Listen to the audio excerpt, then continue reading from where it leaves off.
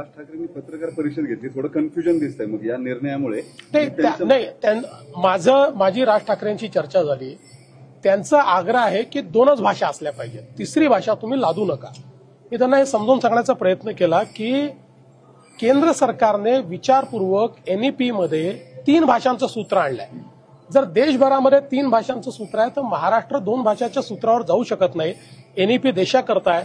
आपल्याला कल्पना आहे की 3 भाषा सूत्राच्या विरुद्ध तमिळनाडू कोर्टमध्ये देखील गेलं, कारण कोर्टाने ते मान्य केलं नाही. आणि आपल्या देशातली एखादी अधिकची भाषा शिकण्यामध्ये काही वाईट काय आहे, गैर काय आहे?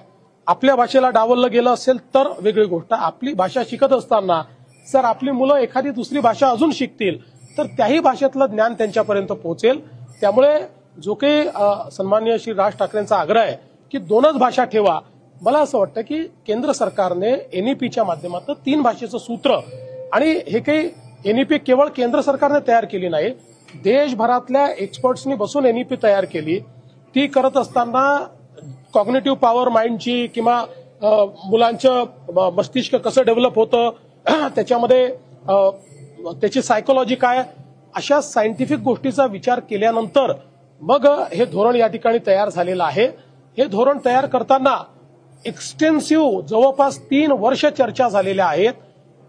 त्याच्यावर सजेशन ऑब्जेक्शन झालेले आहेत आणि त्यानंतर 3 भाषांचं सूत्र आपण स्वीकारले.